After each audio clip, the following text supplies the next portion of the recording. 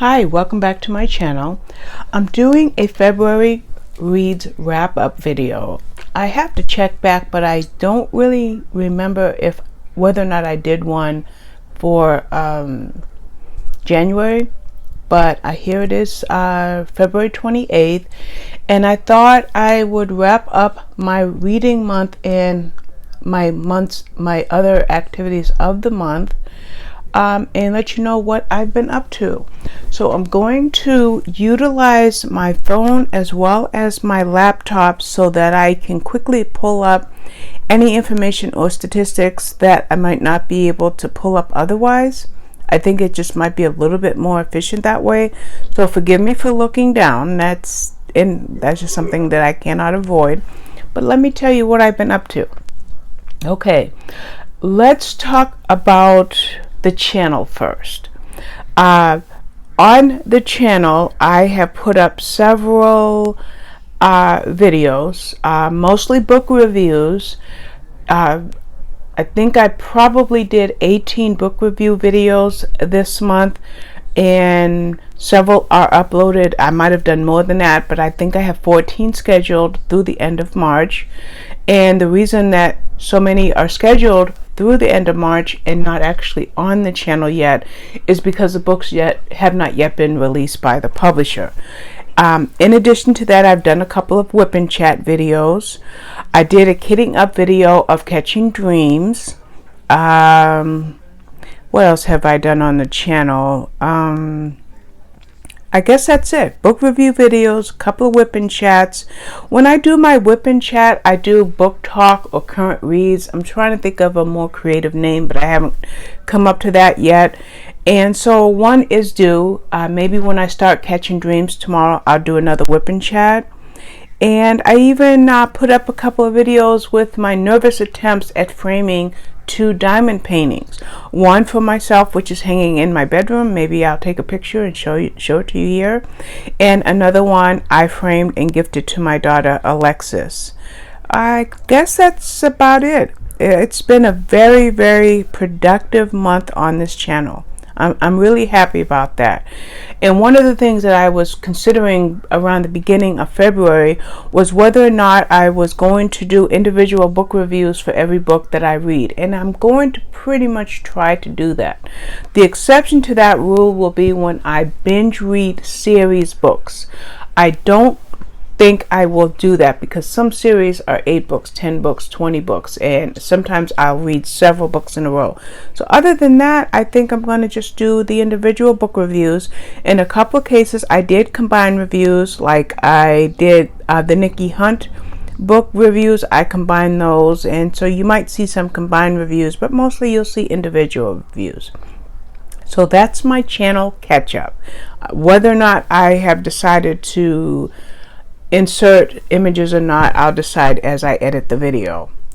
And I also put up a couple of negative videos that pertain to some of the online stuff that I'm dealing with in social media, but you know, hopefully that's over. Who knows, but I hope that's over. Okay, so that's me looking at my YouTube studio to give you an overage of what I've done on my channel. So let's talk about what I have read. Now, for January, I know we're talking about February, but for January, I read 39 books and 10,550 pages. And I will put those stats up. I'm going to put my laptop in front of me so I'm not turned to the right.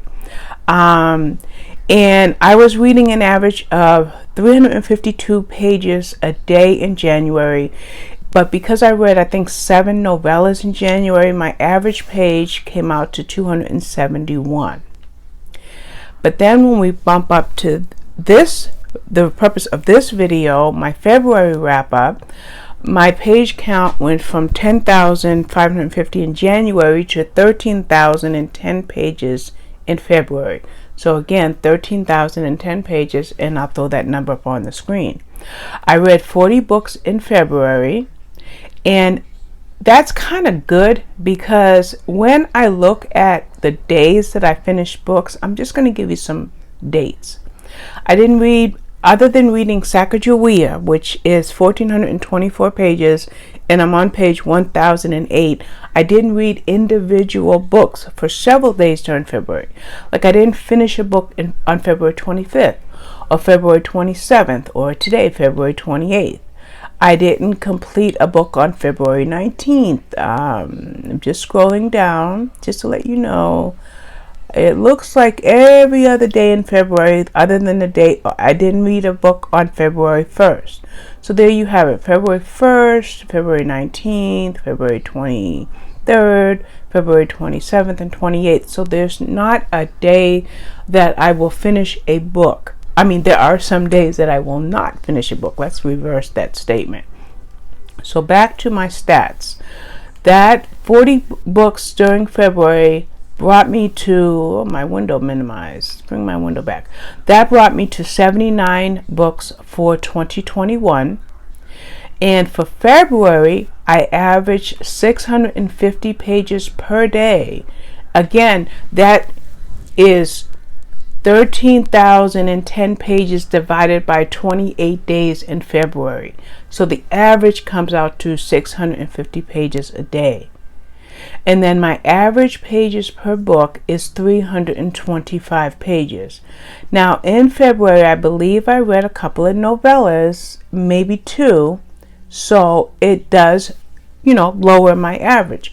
But I have to include those novellas because I am a series fanatic and I'm always going to read any connected books that I can get my hands on in series. And that's why my average is 325 pages a book. So I probably will have had a screenshot that I'm going to insert, which will show you the 40 books that I read in February. And of the 40 books that I read this month, 11 of those were 5-star reads. And I will tell you what they are. Let me go back from the beginning of the month. The first 5-star read for February was Silent Voices, and I believe that was by Patricia Gibney. And my next 5-star book was Dead Secret by Noelle Houghton, but Noelle's book does not come out until I think mid-April, the 7th or the 16th. My next 5-star book was The Lost Apothecary, and no, I don't have the books up, so I'm just going to click it so I can give you the correct author. The next 5-star book was The Lost Apothecary by Sarah Penner. And then my next 5-star read was The Girl at the Back of the Bus, and this was by Susan D. Oh my gosh, why am I wanting to skip her name? I have to look it up because I don't want to mess up her name. The Girl at the Back of the Bus was by Suzette D. Harrison, which was again one of my 5-star reads and also my first favorite book for February and my second favorite book of 2021. Sorry for messing up her name because that's very important for me to get authors' names correct. My next 5-star read came a couple days later, and that was The Jigsaw Man, and that was by Nadine Matheson. And this was a really good book. It was about a detective inspector who was trying to find a serial killer, and The Girl at the Back of the Bus dealt with racism in the 60s and then later in the 90s. Well, The Jigsaw Man was about like I said, a detective inspector who was looking for a serial killer, but she was a black detective inspector and she had to deal with racism and feminism for being a female black detective inspector. So that was a really good read. Let's see, what was my next 5-star read? My next 5-star read was The Vineyard at Painted Moon. I thought this to be a really, really good book. It was do I want to call it it was a women's fiction book, and it was about a woman named Mackenzie Deanne who had a perfect family, as it so seemed, because she married into a family that owned a vineyard, and she became part of the operation of the vineyard, but she had been living a marriage of like lies with her husband. They weren't sharing the same room. As a matter of fact, they weren't even sharing the same wing in their house. And at some point they decided to get a divorce, and once they decided to get a divorce, her position at the company got threatened, her relationship with her mother-in-law was ruined, and her relationship with her sisters-in-law became in jeopardy. So I thought that to be a very, very good book, and it had a nice turnaround in the end, and had a wonderful, wonderful ending that I really, really enjoyed. My next favorite book for February was The Nightingale, which was actually a reread. I think I read it in September or October of last year. It was by Kristen Hanna, and it was about two sisters in 1939 France, in where the was occupied by Hitler and his people. And you had two sisters, Vianne and Isabel, and their take on what happened during the war was completely different. Like in Vianne's case, let's see which one. I don't want to confuse the sisters. Isabel was the younger one, and she was the fighter. She was the resistor, and she joined the fighting to save as many lives as possible, even down English soldiers. Like if their plane crashed or whatever, she would try to save them. And then we have Vianne, who was married, but her husband was off fighting the war, and her home was billeted by a German soldier. And German soldiers had the right to come in and to take anything they wanted, homes, businesses, possessions, and so forth. So she had to fight that with her husband being away. And Vianne went through a lot of trials, a lot of difficulties, and so did Isabel. And for a lot of the time in the story, they were at cross purposes. So I loved rereading The Nightingale. I thought it was an excellent book, and I'm glad that I had a chance to reread it. My next book that was a 5-star read was my second favorite book of February, and it was A Woman of No Importance, and the long title is The Untold Story of the American Spy Who Helped Win World War II. This was by Sonia Purnell, and it was a nonfiction biography about Virginia Hall. And the reason I read this book is last month I read oh my gosh, why am I drawing a blank? The Invisible Woman by, yes, I'm looking it up. The Invisible Woman by Erica Roebuck. My favorite book, first favorite book of the year. So why I'm forgetting Ms. Roebuck's name, please forgive me. So when I read that book, there was a lot of references in the back of the book about how Erica Roebuck did her research to learn about Virginia Hall, and this book was mentioned. And then when I did my review, one of my friends also recommended A Woman of No Importance. So I'm so glad I read it. Great book. Like I said, one of my favorite books for this year, and my second favorite book for February. And I have just a few more 5-star books. What the Heart Wants was another 5-star read that I had, and that was by Audrey Collin. I also read her other book, which was I have a headache. I'm sorry. When I have a headache, my brain just wants to go into retreat. So there you have it. I have to click Goodreads while I do this video so that I give you the correct names of books. I had read To Catch a Dream by Audrey Collin before I read okay, I'm confusing my 5-star books. Okay. I read To Catch a Dream by Audrey Collin. That was my 5-star book, and that will be corrected on my blog post. Then I discovered at the end of To Catch a Dream that What the Heart Wants was the first book in the series, which I read after, and I gave that one 4 stars. So I'm going to make a minor adjustment on my blog. I gave To Catch a Dream 5 stars because I loved the fact that the protagonist in this book, she had a harder time than her sister. the books were about sisters. And in this book, her name is Evie Ross. They grew up on a reservation pretty much because their mother traveled a lot when they were children.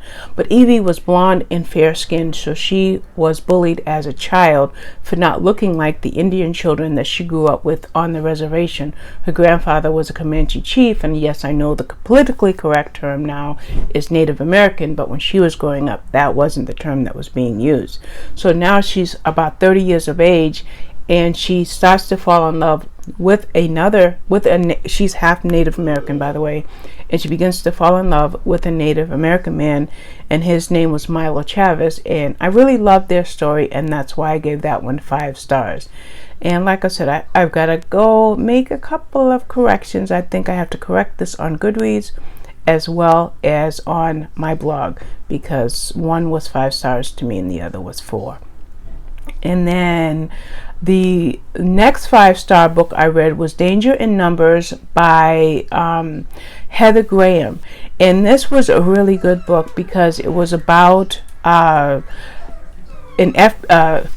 state special agent and a federal special agent who were trying to solve the crime of a ritualistic murder that proved that there was indeed a cult that was operating. And I thought it was a really, really edge of the seat good book, and I loved it. And like I said, I gave that one 5 stars. And the last 5-star book for February I read a couple of days ago, and it was Her Dark Lies by J.T. Ellison. And this book was basically about a woman who was about to marry a very rich man, and they were going to his family's island off of the Italian coast for their wedding. However, there was a lot of things happening to try to prevent this wedding from taking place. As a matter of fact, it reminded me of 2 books that I mentioned in my review. And the 2 books that this reminded me of mostly were Rebecca by Daphne du Maurier and The Wife Upstairs by Rachel Hawkins, and even The Wife Between Us by Greer Hendricks and Sarah Pekkanen. So I love the books like this when you have a missing or a dead wife, and now the husband is going to marry again, and whatever drama happened before. But I love J.T. Ellison's book because her book went into a different direction than those other books that I mentioned, Rebecca, The Wife Upstairs, and The Wife Between Us. Her book went into a different direction. I really, really loved it, and that was my last 5-star read for the month. You probably hear water running. My husband's in my bathroom shaving. There's a bathroom connected to my office, so forgive the background water running. He gave me a look when he came in, and we have 2 bathrooms, so why he's in there is beyond me. So anyway, that was my last 5-star book for the month. And also, I wanted to talk briefly about my goal for 2021 is 500 books, and according to Goodreads, I am right on time. I really kind of played with the idea of putting 700 books down for my goal, but I decided to leave it at 500 just like it was last year, and I'm glad that I did that, because if I had set it for 700 I'd be behind, so I'm on task.